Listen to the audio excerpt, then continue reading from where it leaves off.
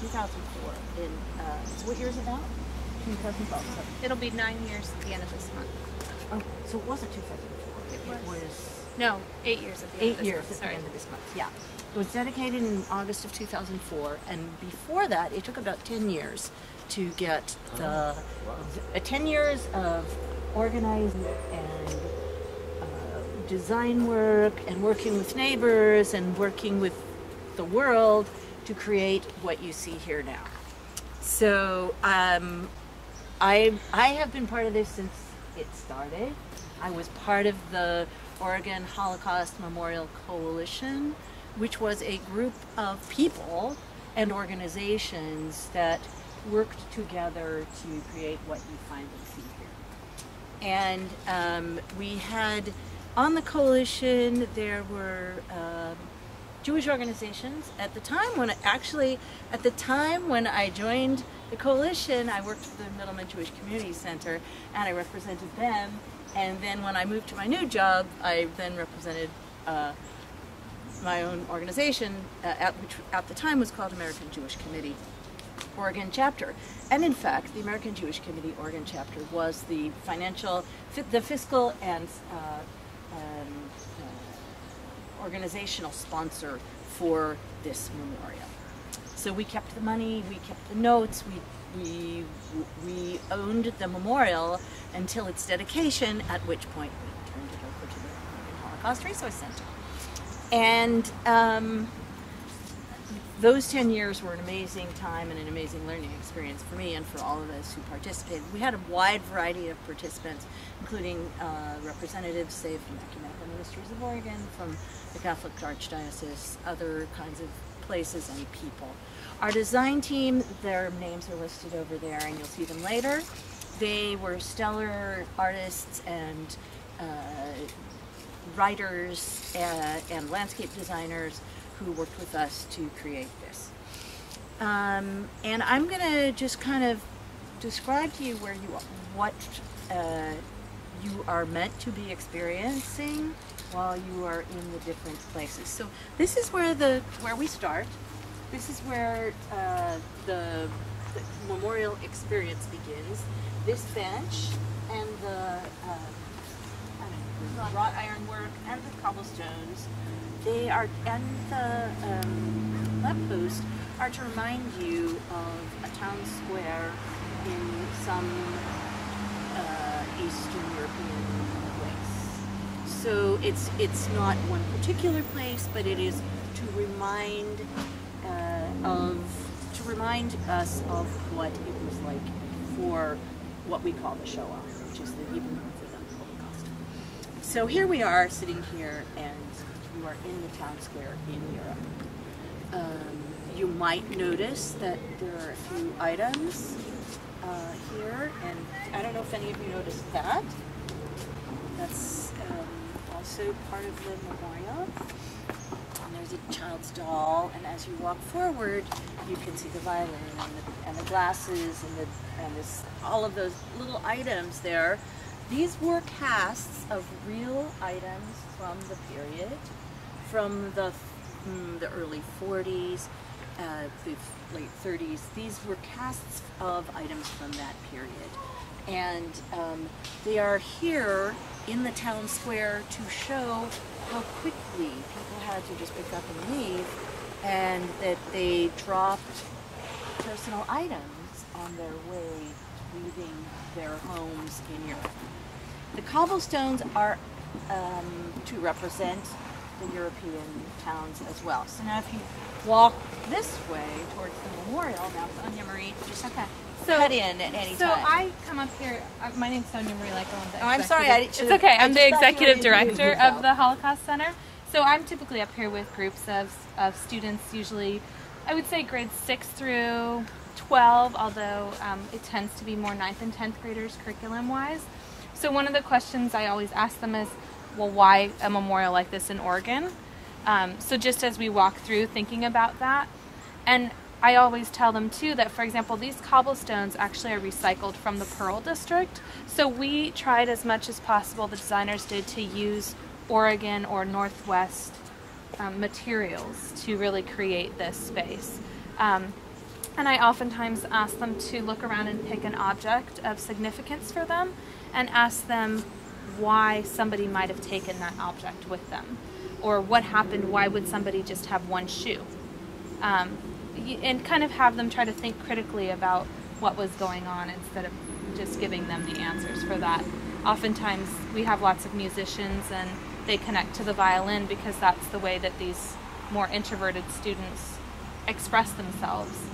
So we talk about that, kind of what happened before and what led kind of to this. And I really emphasize to them that it was a gradual process. It didn't happen overnight. A lot of them think it happened very quickly. So we just take a little bit of time to explore that, and then I ask them to usually move through silently until we get to the gravel area. And you'll notice as we walk through the change in pattern to represent the railroad tracks.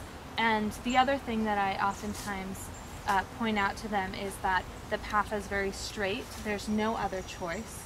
And that, because a big question is, well, why didn't people just leave? Here you have the ability to maybe still leave. When you're on this path, you don't have that choice anymore. And very rarely do kids step off the path. It's just how we're conditioned to be. So I invite you to continue along.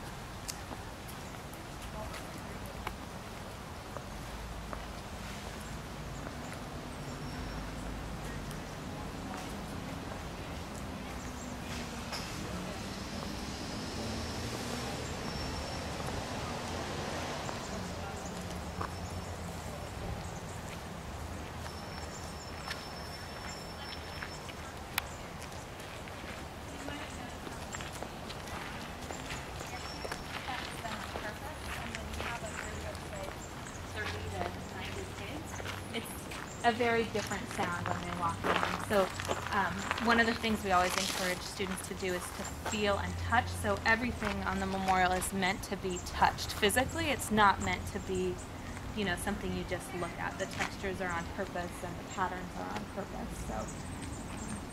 So over here, you see it's in the shape of the book, is our Descriptive text. Now, in our organizational meetings, we went back and forth over this text. Oh, it's too long. Nobody will ever read it. How could you? You just need to be more simple. But in the end, it was decided to put all of this information here, and I now come to believe that that was truly the best decision. This is literally set in stone, meaning 100 years from now, when we're not here, and maybe this historical event is diminished in people's minds, this information is still going to be here. I'm not going to be able to speak to you. She's not going to be able to speak to you. The survivors certainly won't be able to speak, but this will speak and will be here. And I have experienced, now with kids, I don't usually bring kids, I usually bring adults, but I have experienced that adults really enjoy reading this. They stand there and read it. Every time I come, I see people over here reading. I welcome you to stand there and read the full descriptive text, or to just read as much as you like, and then we'll move on to this section. I can also send it to you. We typically send it out to teachers ahead of time and ask them to review it. One of the things that you'll notice too is we're one of just a handful of memorials that's ecumenical in how we approach this period of time. So we acknowledge all the victims. Most memorials that you'll find around the world really only acknowledge the about 6 million Jewish victims. So in that process, we really tried hard to acknowledge the political victims, homosexuals, the developmentally and physically disabled, and so that's reflected in the text. And you'll see that both in this section and then the section on the back. I like to think of the memorial as both a sacred space and an education space. And in my own mind, this front part is the education space and the back part is the sacred space. You know, it's your personal experience of it. But for a long time, I just thought, you know, oh, well, it can't be both, but I think this memorial has successfully melded both those pieces, which I think can be very difficult to do. Usually I ask students to read a section of it. I think it's very powerful. Yeah, so feel free to go up and read and take a moment.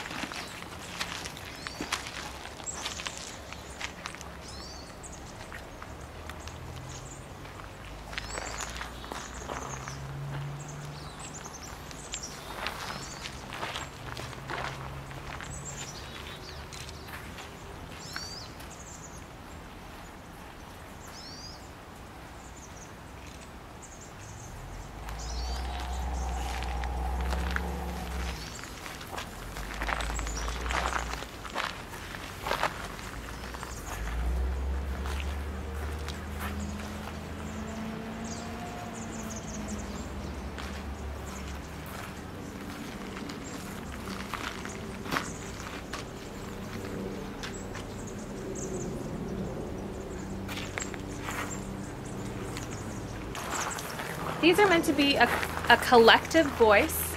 So there were 43 survivors whose testimonies were taken, and pieces of it were either combined into one statement, or because I know so many of my survivors pretty intimately, I can actually identify, like, I think this is their story.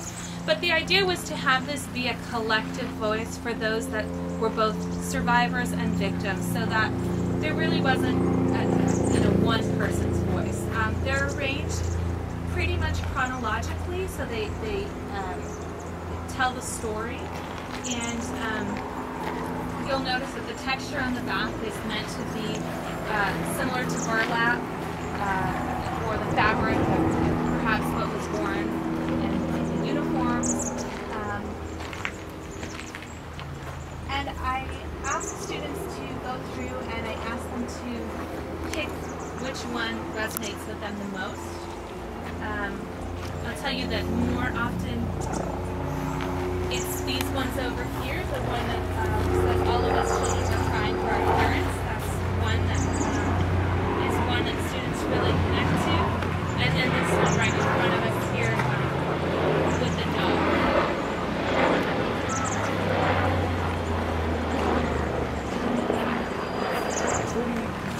43 in yeah, Oregon and Southwest Washington, all in this region. This is one of the things that we pride ourselves on, and we find our center to be unique in, is that we focus really on the local survivor stories. So there are plenty of organizations that really have done an amazing job collecting more general information or large quantities, but we think that our niche is really connecting the community to other community members that lived through this period of time, to strengthen that connection.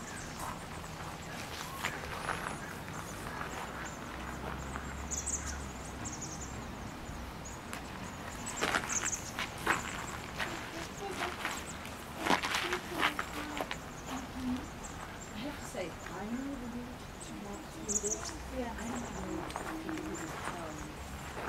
I don't know. And I've never really asked them to do that.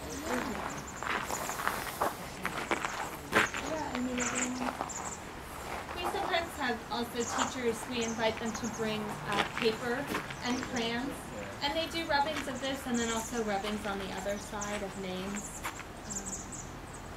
Like I said, we want it to be not this thing that is not touchable. We really...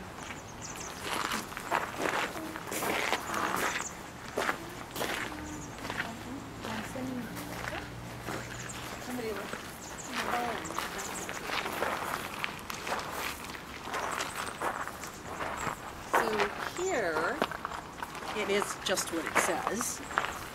A group of survivors went to visited each of those camps and collected soil from each of those camps, and it is buried in a little box, a wooden box, many, many feet below this big rock. And I was actually here when they put it in.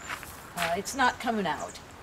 But for many of the survivors, they have no other memorial place for the members of their family who passed away, who were murdered, because they were never buried. They were burned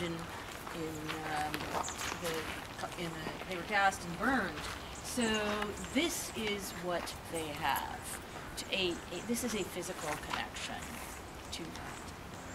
And the kids are often really fascinated with, like, how did this, if there's really ash in it and those kind of things. And you know, yes and no. I mean, it's from the ground, so yes, there's ash.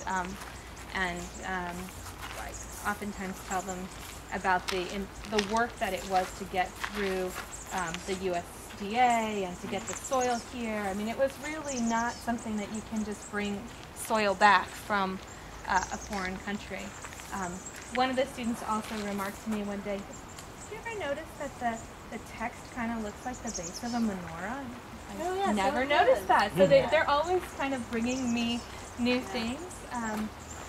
And the box that Emily spoke of is a traditional pine burial box used in traditional Jewish burials, and it's also wrapped with a talit, which is the Jewish prayer shawl. And one of our survivors actually built the box from scratch for this, and he was one of the ones that went. So we're hoping to turn the footage from my trip into something that we can present to the community sometime. This is where the names of family members of people who live in this area are inscribed upon the wall. So it was decided purposefully to list the people by family groups so that it really, I have to say, it makes a bigger impact when you see. Now, I'm over here, I'm going to show you my husband's family. They're right here. And these were all the members of my husband's family who were killed during the Holocaust. And they are listed, and then here's my husband's name and his brother's name. And it was either the survivors or the second generation who gave the names and the family relationships to the designers, and the designers spent a lot of time making sure that everything was exactly correctly organized. But it's for a kid who doesn't maybe get the impact of what happened, or for an adult who doesn't get it, when you see, you know, here's one person, and she had lost her father, her uncle, her aunt, her children, all of these children, and all of these people in her family were murdered. And that's when a kid thinks of that, it's a different kind of impact than just listing a bunch of names. I mean, every child has a parent, and every child has, you know, some variation of this family makeup, and so that really does impact them.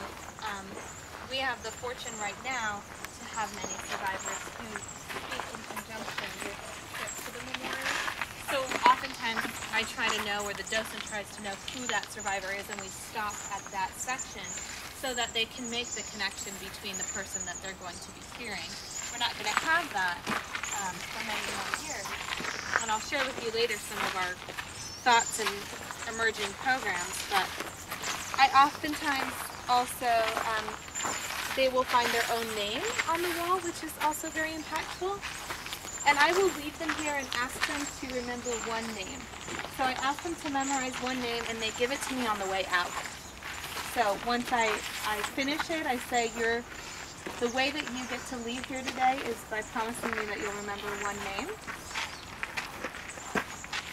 I don't know if they actually remember it long term, but I think it at least forces them to really register that.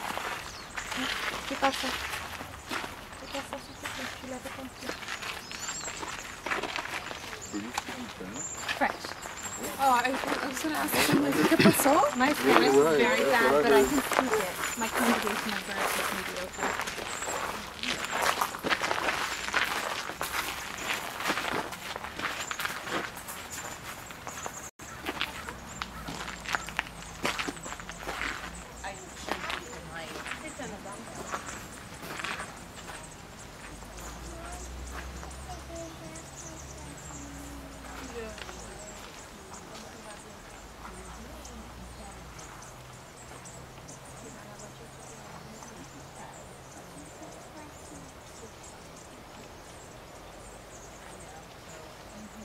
we use the same technique with the Vietnam Memorial in the sense that you're reflected back into it because we really want to remind students that they are.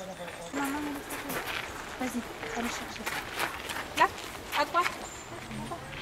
Il est sur le banc.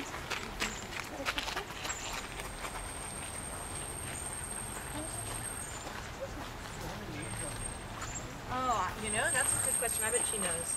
How many names are on here? It's 800. I think it's 800 families and 1,000 something names. I can tell you when we get to the office the exact number. I should know.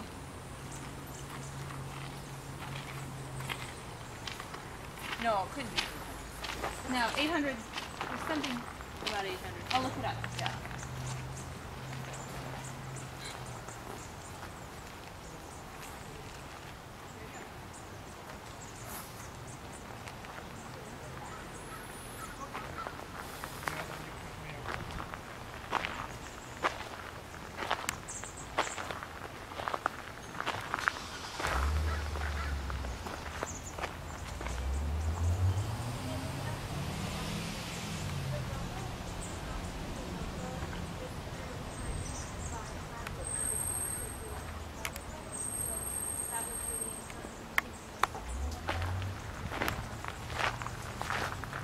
All of the victims.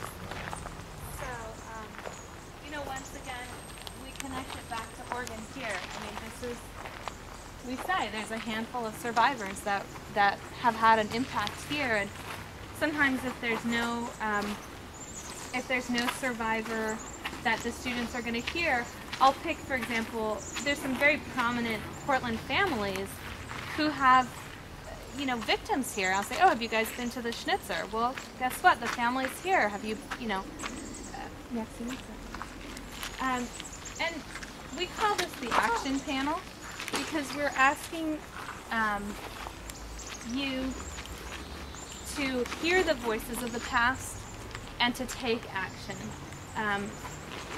So I really encourage you to take the time to really read this whole section.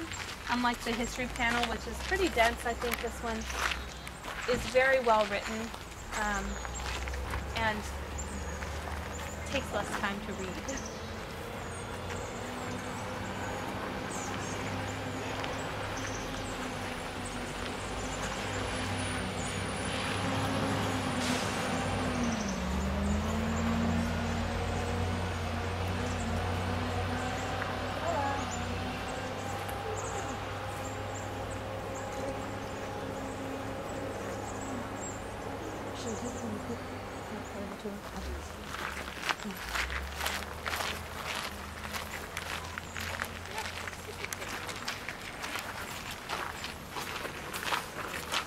A lot of the times people think the memorial ends here. And in some sense the sacred and the education part of it does. But I always ask people who are gathered here, well, who do you think paid for this? And where did this come from? And why did this happen? Because I think oftentimes we see these memorials around town and we assume the city did it, or, I don't know, they've always been there. And I invite students to make an active choice. And I tell them, look at this path compared to the path that you were on. This path has curves, it has options, it has ways you can go. And I ask them to meet me at the donor column, which is right over here, so I'll ask you to do that as well. And you'll notice on it, like Emily mentioned, that it's a whole community that gathered together to create this memorial. So you'll see the shoe, for example, in the town square. That was donated by Nordstrom's, right? Big shoe store. But this is an entire community endeavor. And we really want people to remember that they too have an impact on their community and that they can create things like educational memorials or just be actively involved. So I do ask them to come and to actually look at the donors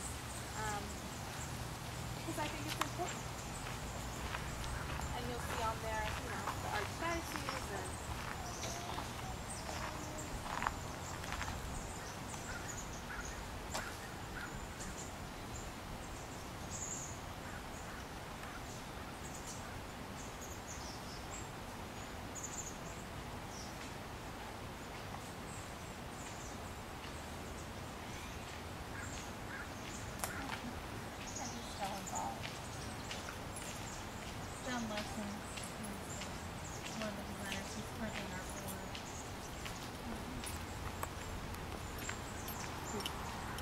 been wonderful.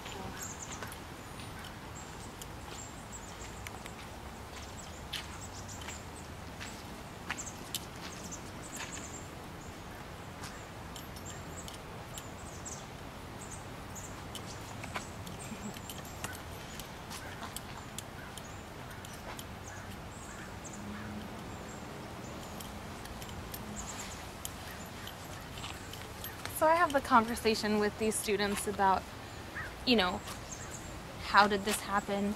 People didn't vote, people didn't engage, people didn't stand up. We talk about accountability, about one's role within a larger society and one's obligation to a fellow human being. And a lot of it depends on the age of the student, how long they've been studying this, what other areas they've looked at. To me, the lessons of the Holocaust are so varied. If you look at, even today, like the Hippocratic Oath or laws against experimentation, or on trials or medication, all those things came post-Holocaust because of what had happened. So it reverberates into, you know, medical ethics, civics, psychology. I mean, it's just the transmission of trauma, the way that we remember, collective memory. So any approach that I can, I try to integrate it, depending on who I'm talking to. It can sometimes be overwhelming. People don't realize the ripple that one single event can have. Now we're learning more and more that most likely the number of victims are going to be going up. There's a whole, since the Soviet wall collapsed, there's been a whole expansion of ability to get into files and archives that weren't before, and most of the killing on the Eastern Front was done by bullets.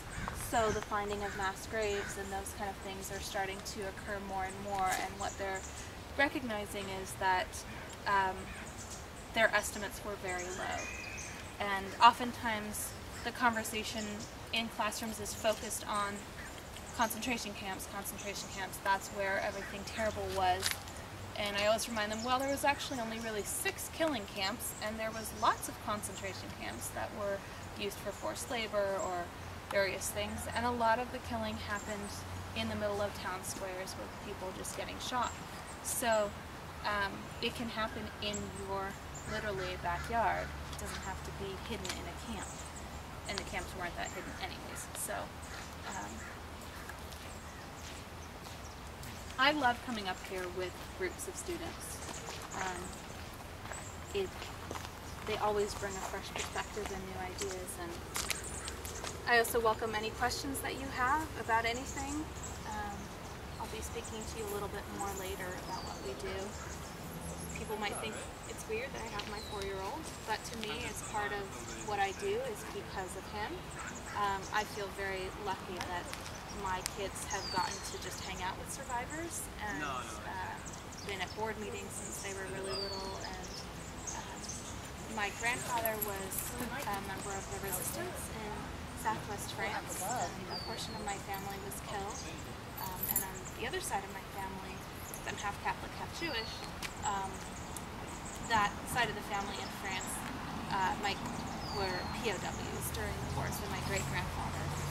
So I also, we also speak about liberators. We've had a number of liberators serve on our speaker bureau, talk about the connection between, you know, that part of service too, and the horror of servicemen who arrived in camps and had no idea what they were doing and what they were expecting. So we like to present all